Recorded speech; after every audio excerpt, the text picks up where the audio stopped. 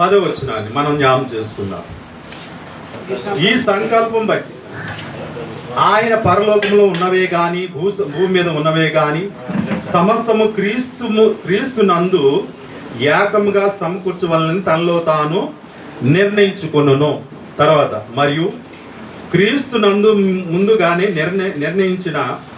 నిరీక్షించిన మనము తన మహిమకు కీర్తి కలుగునట్లు దేవుడు తన చిత్త ప్రకారమైన సంకల్పం బట్టి మనల్ని ముందుగానే నిర్ణయించి ఆయన యందు స్వాస్యముగా ఏర్పరచుకొని, స్వాస్యము మరొక మాట ఏంటంటే నిర్ణయించి, నిర్ణయం అంటే మనల్ని ముందుగానే నిర్ణయించి. ఎప్పుడు మనం చూసుకున్నట్లయితే జగత్ పునాది వేయబడక మునుపే అని ఇక్కడ అంటున్నారు. కీర్తన గ్రంథంలో 139 ఏమన్నాడంటే తల్లి గర్భంలో నిర్మింపబడక మునుపే అని 139:16 వచనం అక్కడ చెప్తున్నాడు. ఇక్కడేమంటున్నాడంటే జగత్ పునాది వేయబడక మునుపే నిన్ను నేను నీ గుంపులో చేర్చుకొని నా పని చేయించుకుంటకు నేను ముందుగానే ఆలోచన చేశాను అంటున్నాడు. అది దీని యొక్క రహస్యం. సరే, దీన్ని ఎలా చేయాలంటే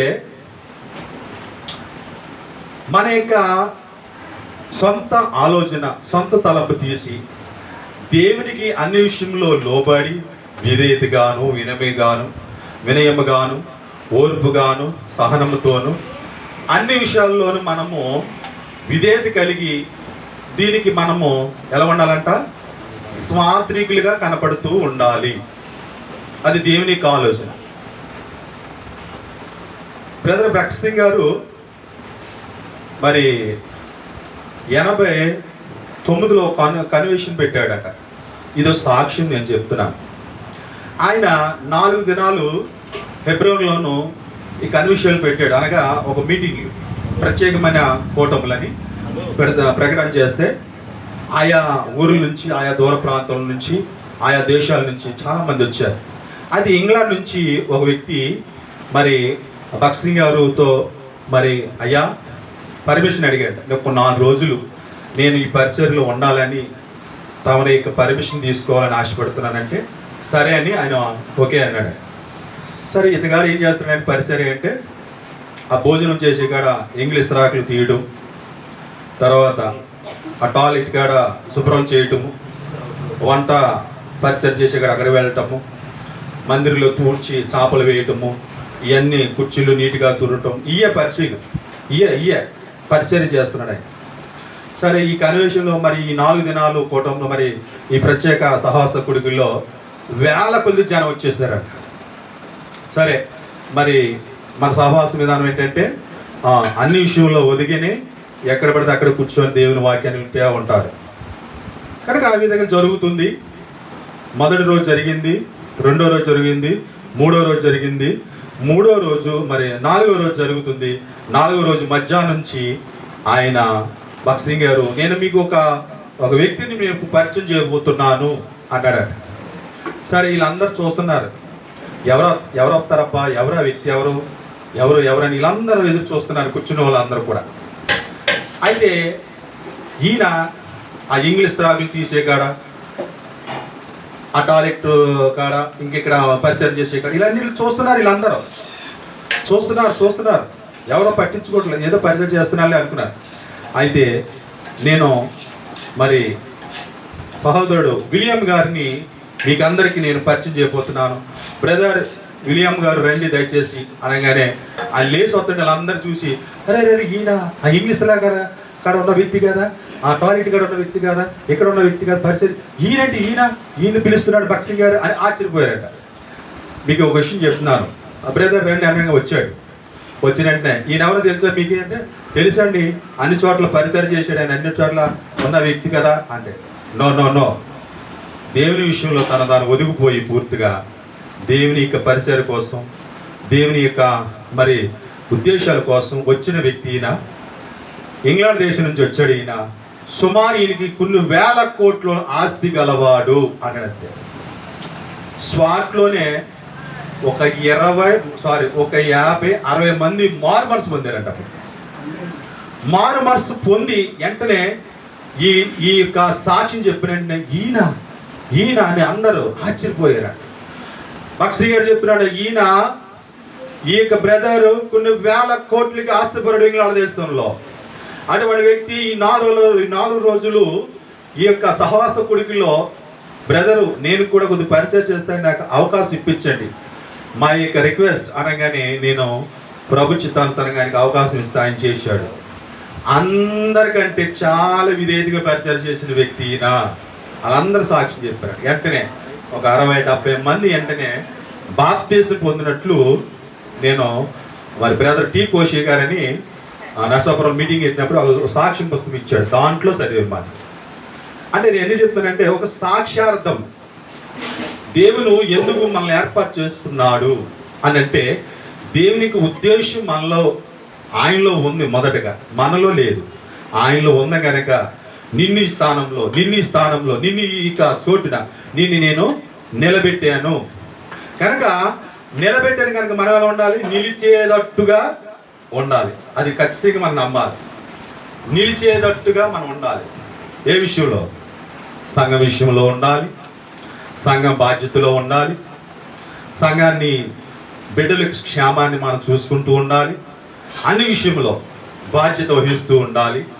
దానికంటే అవి చూసుకుంటూ సువార్త నేను ఎక్కడ దేవునికి నిందారహితుడిగా కనబడుతున్నాను అని ప్రశ్న వేసుకోవాలి. ఇప్పుడు మనము సువార్తకి వెళ్ళినప్పుడు మరి బ్రదర్ సుందర్ సింగ్ గారు అయాములో ఇరగవారంలో చేస్తే సుమారు ఇక్కడ నుంచి ఒక 1/2 కిలోమీటర్ దూరం జనం ఎదురే చప్పున మేము ఉంటే, మేమందరం లైన్లో ఉండటం చూసి చాలామంది చూసి ఇలాగ నోటి మీద చేసుకున్నారు. ఎందుకనంటే ఆశ్చర్యపోయారు. సుందర్ సింగ్ గారి ఎదురు నడుస్తుంటే ఒక దోత వెళ్ళినట్టుగా ఆ జనంగా తీసుకెళ్ళినట్టుగా వాళ్ళు ఆశ్చర్యపోయారు. సువార్త ఎప్పుడైతే ఆ ఈదులోకి వెళ్ళిందో అప్పుడు చాలామంది ఏం చేశారంటే ప్రభువైన యేసుక్రీస్తుని ఇష్టపడ్డారండి. ఒక మాదిరి చూపిస్తుంది, ఒక విధేయత చూపిస్తుంది, ఒక దేవుని యొక్క ప్రణాళిక చూపిస్తుంది అండి సువార్తలో. అందుకనే ప్రతి ఒక్కరం కూడా మనం ఆ క్రమంలో ఉన్నప్పుడు చాలా విధేయతగా ఉండాలి, చాలా ఎదుటి వాళ్ళకి మనము కనబడాలి. పిల్లరా, కరీంనగర్ జిల్లాలో బెంగళూరు నుంచి ఒక టీం వచ్చింది. నో బ్రదర్ మీరు రావాలంటే వెళ్ళాం. ఆ కరీంనగర్ జిల్లాలో మరి వాళ్ళందరూ ఎంప్లాయీస్ జాబ్ చేసే వాళ్ళు అందరూ బెంగళూరులో సాఫ్ట్వేర్లు అందరూ వాళ్ళకి సెకండ్ శనివారం నాడు పెట్టుకొని ఫలానా కరీంనగర్ జిల్లాలో మనం చేయాలి ఆ ఊర్లో అని ఉద్దేశంతో వచ్చారు. నాకు కూడా పిలిచారు, నేను వెళ్ళాను. ఎందుకంటే దాంట్లో నేను కూడా ఉన్నాను అన్నమాట. వెళ్ళిన వెంటనే అక్కడ వాళ్ళు చూసి మీ పత్రికలు ఇస్తుంటే చాలా ఇష్టపరంగా తీసుకుంటే మేము ఇచ్చేవాళ్ళు ఇచ్చామంటే వినయమ్మగా ఇదిగా ఇవ్వాలి. మొదటి వాళ్ళు ఒకవేళ ఇష్టపడి తీసుకుంటే నో ప్రాబ్లం, లేదనుకో వచ్చేయటమే. ఎందుకు తీసుకోరు ఏంటని మనం క్వశ్చన్ లేదు, నో వేయకూడదు. అప్పుడు మేము అలాగెళ్తే కొంతమంది 10 మంది వచ్చారు. 10 మంది వచ్చి మీరు యేసు ప్రభు గురించి చెప్తున్నారే, చాలా బాగుంది, మీ దేవుడు గొప్పవాడు, మీకు సాక్ష్యం మంచిదైతే మేము చిన్న ఒక మాట చెప్తాను. దూరంగా మాట్లాడాలి, మైకి తినేయకండి, బోర్ ఉంటుంది కదా తమలు. అంటే ఆ బలంగా ఏం జరిగిందంటే, మీ యేసు ప్రభు నమ్ముకున్న వాళ్ళకి చాలా ఓర్పు ఉంటుందంట కదా. మేము చెప్తున్నాం, మేమే మా ఈదులో తీసుకెళ్ళి మా కాలనీ తీసుకుని మేము స్వార్థ ప్రకటిస్తాం. బట్ ఒక షరతు, అదేంటంటే మీరు నిజమైన క్రీస్తుని ఆరాధిస్తున్నారు అనే విశ్వాసం మాకు కలగాలంటే మీ చెప్పులు ఇడిచి 1 గంట ఆ ఎండలో తారు రోడ్డు మీద నిల్చోటి చూద్దాం అన్నారు. నిజమా బ్రదర్ మాకు ఈ పరీక్ష పెట్టారా మీరంటే? ఎస్ పెట్టాం, మీరు చెయ్యండి, మేమే మా కాలనీలోకి మేము తీసుకెళ్తాం, మా కాలనీకి మేము తీసుకెళ్తాం, సువార్త ప్రకటిస్తాం అన్నారండి. నిజం జరిగింది. ఎప్పుడంటే 2015లో జరిగింది ఈ 6 years. సరే అంటే మేమందరం వాళ్ళందరూ మరి జాబ్ చేస్తారు కదా, షూలు కూడా తీసి సాక్షులు తీసి ఇంచుమించు 25 మంది ఎర్రటి ఎండలోనో తారుడి మీదే నుంచున్నాం. వాళ్ళు మమ్మల్ని అరగంట నుంచుంటే చాలు అని. అప్పుడు 1 గంటన్నర మంచి ఎండలో ఈ సిచ్యువేషన్ జరిగింది. ఆ ఎర్రటి తారుడి మీద సుమారు అరగంట కాదు, 1 గంట సేపు అలాగే ఉన్నాము. ఉన్న వెంటనే వాళ్ళందరూ ఆ 10 మంది కూడా అసలు ఏంట్రా వీళ్ళకి అసలు ఎప్పుడు కూడా బాధ అనిపించలేదా? ఏమిటి ఈ గొప్పతనం, ఏమిటి యొక్క తగ్గింపు, ఏమిటి యొక్క వాళ్ళకి విశ్వాసం? అయితే ఆ దేవుడు చాలా గొప్పవాడండి. ఓకే, ఎస్, మేము అరగంట నుంచోమన్నాం, ఒక 10 నిమిషాలు నుంచోలేంటే మీరు గంట నుంచున్నారు. నీ దేవుడు చాలా గొప్ప దేవుడు. ఆనాడు షడ్రక్ మేషక్ విషయంలో, ఓ షడ్రక్ మేషక్ అబేద్నెగోలారా, మీ దేవుడు సర్వోన్నతుడు అని చెప్పినట్లుగా నెబుకద్నెజరు ఆ విధంగా వాళ్ళు చెప్పారండి. ప్రియమైన దేవుని దైవజనులారా, మనం ఎందుకు చెప్పుకుంటున్నాం అంటే మన దేవుడు చాలా చాలా గొప్పవాడు. మన మీద ఒక నమ్మకమైన బాధ్యత మనకు అప్పగించాడు. ఈ బాధ్యత మనం నమ్మకంగా చేసుకోవాలి. మనలో మనం ఉండకూడదు. క్రీస్తును దానించేవారుగా, క్రీస్తుని ధరించుకునే వ్యక్తిగా మనం అగపడాలంటే మనము లైన్లో ఉన్నప్పుడు విధేయతగా నిలబడాలి. అది చాలా ప్రాముఖ్యమైన విషయం. నెంబర్ 1. నెంబర్ 2, మనము ఎవరి విషయం గురించి మనం చెప్పుకోకర్లా, మన యేసయ్య గురించి చెబితే చాలు. ఇంకో విషయం తెలుసా, మీరు వాళ్ళ గురించి చెప్తున్నారు అనుకుంటారు, కానీ అక్కడ భావన ఏమైపోతుందంటే, మొన్న ఒక ఆయన అంటున్నాడు, సువార్త వెనకాల మేము పత్రికలు పంచిపెడితే లేడీస్ కూడా నేను వెనకాల ఉండి, అమ్మ తల్లిలారా ఎలా వచ్చేయండి అని నేను వెంటనే వాళ్ళు పిలిచేసేవాడు. అందుకు తిమోతి గారు, నోహన్న నువ్వు వెనకొట్టమే మంచిది, కొంచెం వాళ్ళని ఒక కంట కనిపెట్టు అన్నారు. ప్రియమైన దేవుడిలారా అంటున్నారు, మా దేవుడి గురించి చెప్పుకోకపోతే తర్వాత మీ దేవుడి గురించి చెప్పుకుంటున్నారు మీరు అంటున్నారు. అలా మనం ఎందుకు అనుకోవాలి? మన యేసు గురించే చెప్పుకుంటూ ఉందాం. ఆయన్ని ప్రేమగా మనం చెప్తాం, ధైర్యంగా చెప్తాం, ఆత్మీయంగా చెప్తాం, విశ్వాసంగా చెప్తాం. దేవుడు మా పక్షంగా ఇటువంటి మేలు చేసిన దేవుడు, ఇటువంటి ఒకప్పుడు మా జీవితాల్లో కూడా మార్చిన దేవుడు చెప్పొచ్చు ధైర్యంగా. ఆనాడు పిలాతు అన్నాడు, నువ్వు యూదులు రాజు అన్నాడు. ఓ ఎస్, నువ్వు అన్నట్టు నేను యూదును అన్నాడు.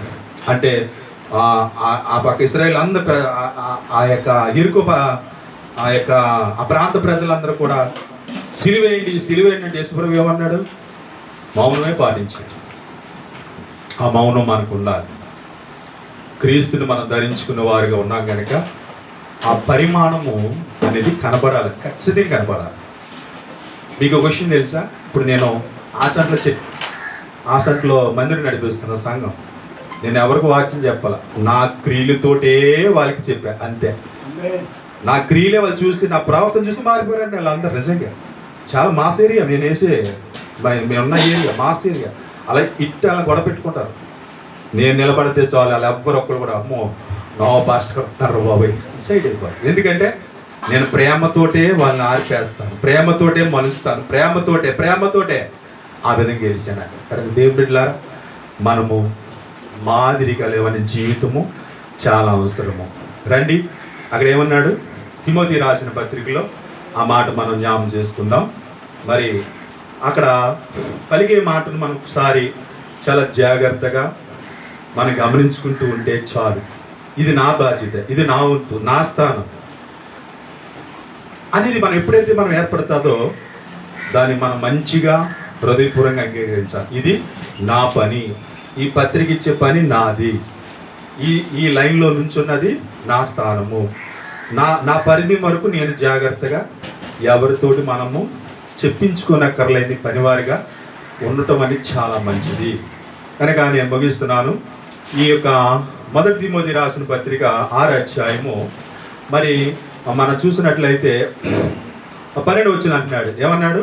విశ్వాస సంబంధమైన మంచి పోరాడము నిత్య జీవం చేపట్టమని చెప్తూ ఇంకొక నా అంశం ఏంటంటే, దాన్ని పొందుటకు నీవు పిలవబడి అనేక సాక్షులు ఎదుట మంచి ఒప్పుకో. ఇది ఇప్పుడు మీరు మంచి ఒప్పుకోలోకి వచ్చారు. మన సంఘాలు నడిపించింది, అన్ని చూసింది, కాపరిగా ఉంటుంది, అది ఒక మెట్టు.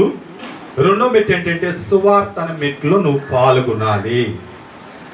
పాల్గొంటే దానికి ఆశీర్వాదం, చిన్న రహస్యం నా దగ్గర ఉంది, నేను చెప్పగలుగుతాను.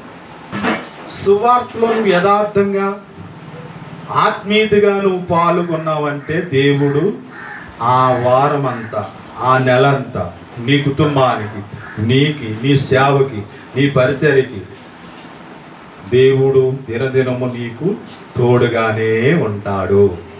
ఈ విషయాన్ని మనం నమ్మాలి. నమ్మి భయము భక్తి కలిగి చాలా విధేయత కలిగి దేవుని యొక్క సంకల్పాన్ని నేను వమ్ము చేయకూడదు. నా ద్వారాగా ఎటువంటి అపకీర్తి రాకూడదు. సెల్ ఫోన్ నేను మాట్లాడకూడదు. ఎలా పడితే నుంచోకూడదు. ఎవరిని ఆత్మంగా ఉండక వినయ విధేయతతో ఆ ప్రభుని మనము నేను ఇప్పుడు కూడా లైన్లో నుంచుంటే యేసు ప్రభు వారిని తలుచుకుంటూ ఆయన తగ్గింపు, ఆయన యొక్క ప్రవర్తన, ఆ పిల్లాది ఎదురుకున్న మౌనంగా నిల్చోవటం, ఇవన్నీ నేను గమనించుకుంటూ లైన్లో చాలా జాగ్రత్తగా నిలబడతాను. అంత భయం. ఆ భయం మనం ఎప్పుడైతే పొందామో నీ ఆత్మీయ జీవితంలో నీ సేవా పరిచర్యలు దేవుడు నిన్ను దినదినము అభివృద్ధిలోకి తీసుకుని వెళ్తాడు. అనేకమైన ఆత్మతో నీ సంఘాన్ని బలపరుస్తాడు. కనుక మనం అటువంటి నమ్మకంగా ఉందాం, యథార్థంగా ఉందాం. ఈ యొక్క లైన్లో నుంచున్నప్పుడు కానీ వరుసల క్రమంలో కానీ ఎవరైతే దాని యొక్క మరి అన్న కొంతమందిని మరి అనగా ఒక 7 6 పెట్టారు. ఆ కమిటీ యొక్క పెద్దలు ఆ లైన్లో ఉన్నప్పుడు మీరు చక్కగా మాట గౌరవించాలి. గౌరవించినప్పుడు మీరు దేవుడి మాట గౌరవించినట్టు ఆ విధంగా ఉందాం. ప్రేమపూర్వక మనందరం ఐక్యతగా ఉందాం, సమాధానంగా ఉందాం, సక్రంగా మరి ఆ క్రమంలో పాటిద్దాము. ఎవరి గురించి విమర్శన చేసుకుని పని మనకు లేదు, కానీ మన యేసు గురించి చెబుదాం, నమ్మకంగా ఉందాం. ఆ విధంగా ముందుకు వెళ్దాం.